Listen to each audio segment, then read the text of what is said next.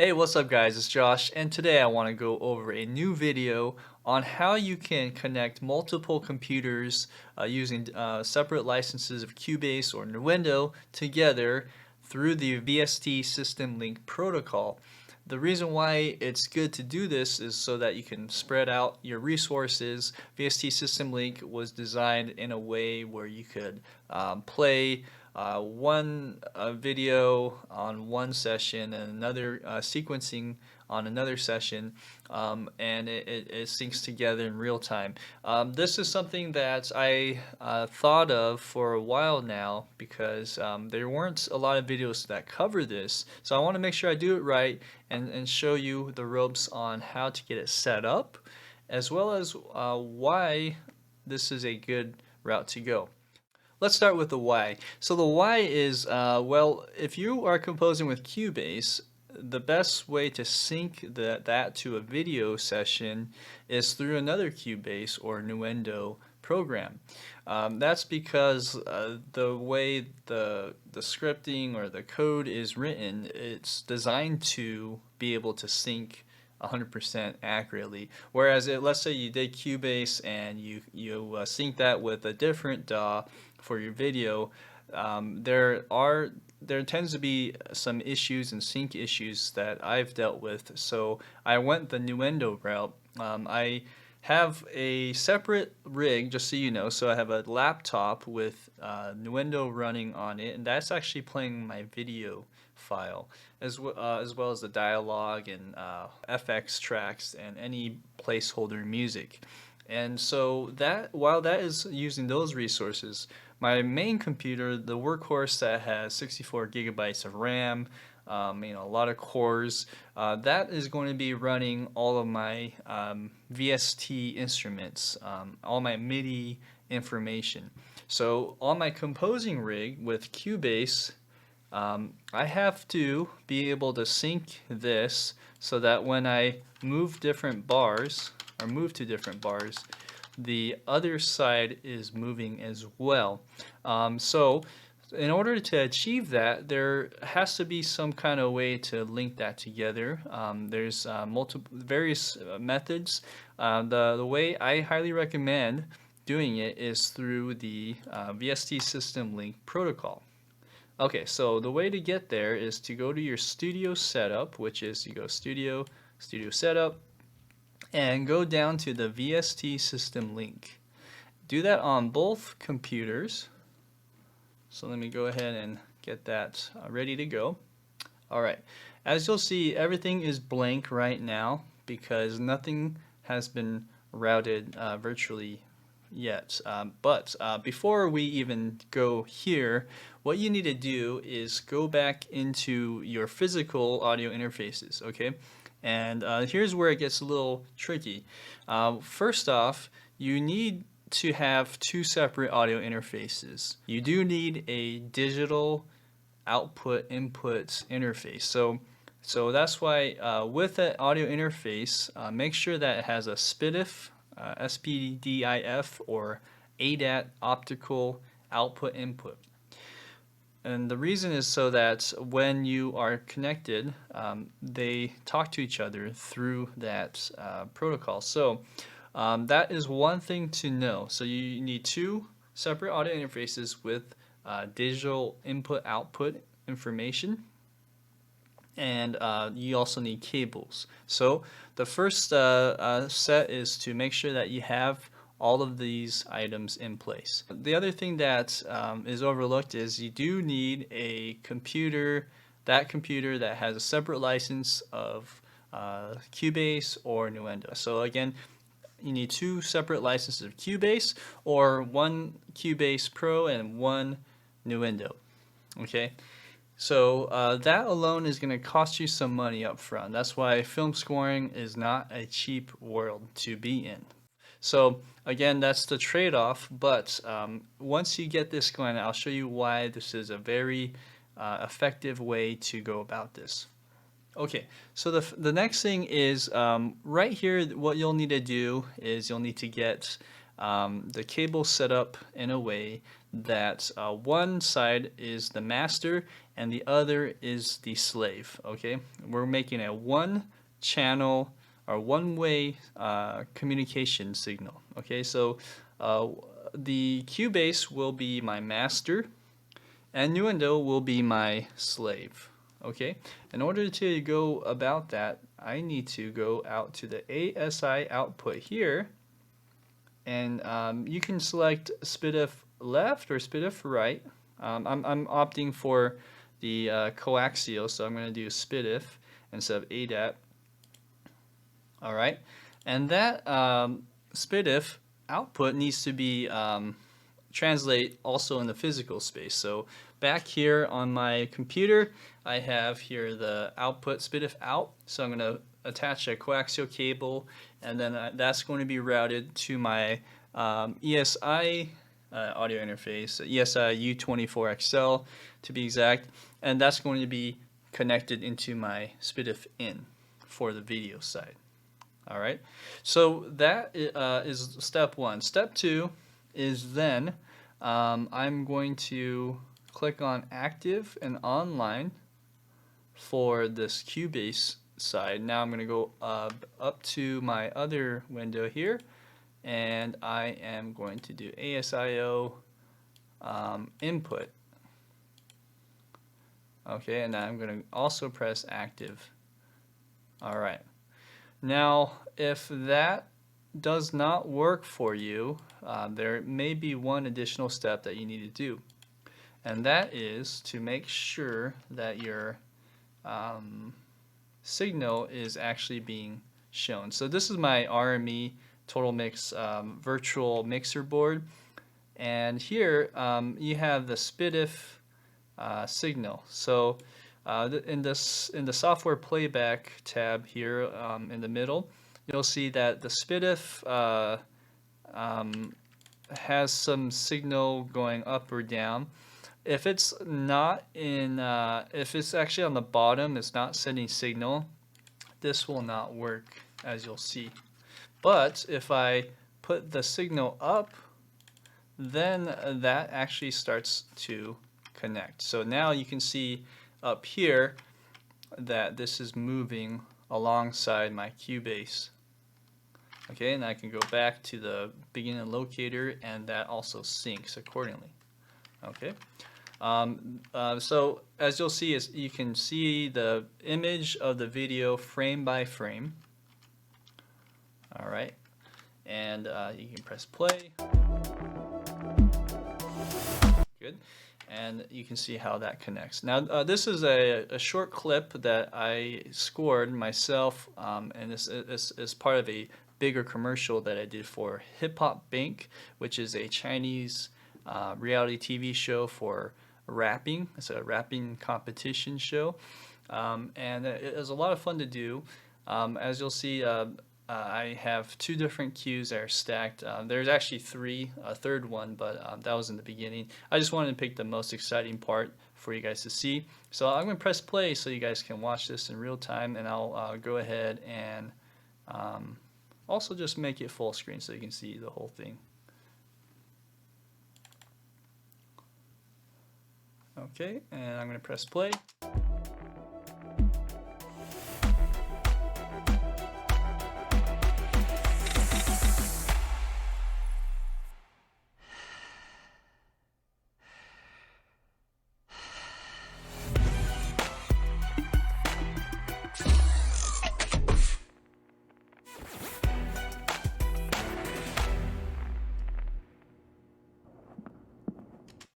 With the visual feed that we have going on that's synced comes the audio, and the reason why you want to hear audio from Nuendo going back into your Cubase session is because there are going to be times when you want to see or hear the FX or the dialogue tracks in conjunction with your music, as well as your previous cues that are before and after the cue that you're currently working on. So for instance, if you go over here, you'll see that there's a dialogue track.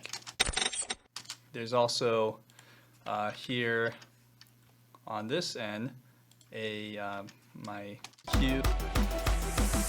As you can see, I have two overlapping cues right there. Having a contextual basis of when you're writing for a scene that has various cues that are adjacent from each other or overlap each other, it's nice to have access to that so you can quickly mute or unmute the track that precedes or goes after it. So how do I get the audio to come back into my Cubase is a question. Well, what you need to do is now attach a second coaxial cable. Okay, so you might have to buy one and get that coaxial cable from the audio interface of your video and route that back into your Cubase audio interface. That is the SPDIF in for that. So what we're going to do then is you're going to go into your audio connections window. You can find that by going into Studio Audio Connections. Okay, and on the Cubase end, make sure that your SPDIF left and right inputs are selected or are included into a bus. So if that's not there, you may have to add a bus, and then you need to find the SPDIF left and right channels. Okay, so that is one thing to do. The second thing is to go over to the Nuendo side and do the same thing. We're going to go to Studio Setup, or actually, excuse me, the audio connections, like that. And then on here, you're going to do the control room. And on the control room, you will need to select the left and right channels for that. One more thing you need to do, you need to make an audio track going back into Cubase. And this audio track needs to have a monitor, direct monitoring selected on. So that needs to be selected in order for the audio to be heard. Alright, so that is step number one, the most important step, of course. Step number two is just a small modification to make sure that your audio is 100% in sync. This first step gets you about 99% of the way there. The second step is just to make sure that it's perfectly in sync, okay? Or as perfectly as we can make it. So what we need to do is we have to do a test run in a sense to make sure that the audio click matches up with each other.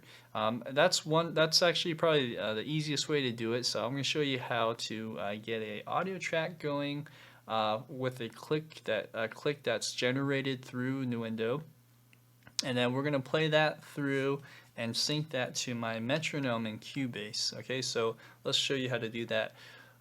First off, you need to make a signature track. So go to Add and do a signature right there, and that'll be loaded up. Then I would just make a set your locators accordingly. I think that's fine where it's at, and let's go ahead and make a audio click between locators. Okay, so I just clicked on this little drop down and it generated a click track. And right here, as you'll see, you have now some audio. Okay, good. So now that we have the click synced up with my bar 1 in Cubase, I'm going to turn the metronome on as well. Let's make sure that it's using the same sound. I'm just using the stock Steinberg sound. And we're going to press play. And you'll hear that there's going to be a little bit of a delay between the two click tracks. Okay, as you can hear, it's doing a little bit of a flam and percussion verbiage. So what we're going to do is we're going to have to figure out the offset sampling here inside of the Cubase to have the Cubase sounds delay slightly, so that when you print the mix, it goes back into the Nuendo session it'll be perfectly in sync. Okay, so in order to do this, let's go back into here, and what we're going to do is we're going to, with my audio click track, I am going to mess with the track delay in milliseconds. All right, because this track is actually a little bit late, we're gonna have to go negative and pull it back by, let's say, 80. I did this before, so I know the numbers, but you'll have to kind of experiment and start around 50, let's say, and as you get to that sweet spot, you'll hear that the click starts to not phase as much. So let's hear how that sounds. Okay, that's pretty good. I mean, I can mess with it just a little more and tweak it so it sounds even closer. Let's try 90 and hear how that sounds. Okay, 90 is even better. So let's just keep it at 90 for a second. And what we're going to do now is let's go to my calculator here. This calculator right here will do a little a math problem for you so that you can figure out the samples that you're offsetting. So for film, you're normally working in sample rate of 48K. So let's use the 48,000 samples per second and times that by the milliseconds, which will be 90 in this case. Okay, so if you multiply that, then this becomes your samples. So it's off by 43 or 4,320 samples. So we're gonna go now into my VST System Link option inside of Cubase, and we're gonna offset that positive 4,320, not negative, but for the positive, and go ahead and press OK. All right, now we're gonna go back into the Nuendo, and with that 90, we're gonna bring it back to 0. Okay, so there's no millisecond delay or compensation happening, and then now I'm gonna press play, and this should work. You can hear how it's together. It's not 100% out in phase, right? You can still hear just a little flam, but that's probably as good as it'll get. Let me just show you now how that would sound back to 0. Okay, now it's really out of phase, and then go ahead and go back to that number, 4320, and you can hear now the sounds are together. So with that being said, you have now your visual and your audio in sync with each other using the VST System Link. The reason why I think this is a superior way of scoring your films is for many reasons. One being you can have one cue per session, meaning in Cubase, let's say you're working on the first cue, that would be cue number 1. You would close out of this and make a new one, right? And that would be cue number 2. And as you do this, bar 1 will always be the start of your cue. I like to give myself a little bit of a leeway so I can like put in you know, things like this where I go here and put in my MIDI information, so like that, right before bar 1, and that way all of the data is set before the note actually starts. That's why I have a little a bit of a bar or 2 before, and then it always starts back on 1. And again, you can set the time codes to different spots by using this trick, to set the time code at cursor mark, and then that will move accordingly to the video. So let's say, for instance, I go to this part right here. So let's say the start of that note right there, and that's 1:13. So 01:00:13:25 in the time code. So I'm going to reflect that accordingly. So I can go here, go 011325. When they ask you if you want to keep the project content at its time code, say no. And all of a sudden now you'll see that bar 1, I'm going to change this back here, bar 1 is the same as the time code of that spot up on the Nuendo side. Okay, so that's one reason why it's better to compose video outside of your sequencer, because then you're, in case you have to mess with anything, whether it's the tempo or whether it's just an offset conforming, that is something you won't have to really fidget around with too much. Another reason is, at least with the Nuendo side, if I'm the reason why I use Nuendo instead of Cubase for a video is because Nuendo gives you two options of a video track here. And so let's say you get a lock cut 2.0 version. As you may know, sometimes directors may send you a second lock cut because they saw something and they wanted to tweak something last minute, right? So you may get a second lock cut or a third lock cut sometimes, right?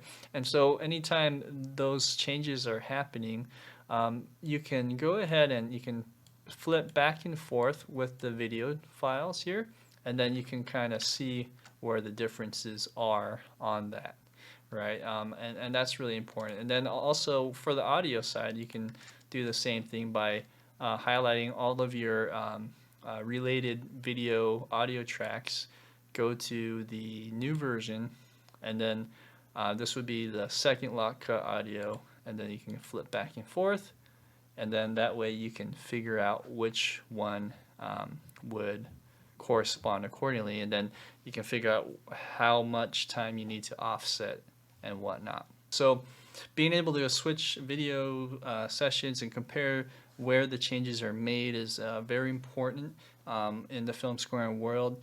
That way you're not going to be pulling out your hair trying to figure out things just, flying by the seat of your pants. So there is a method to the madness when deadlines are approaching, so you got to have a good system in place. That is why I opted to work in this environment. Again, it's just so nice to be able to sync my sessions back and forth.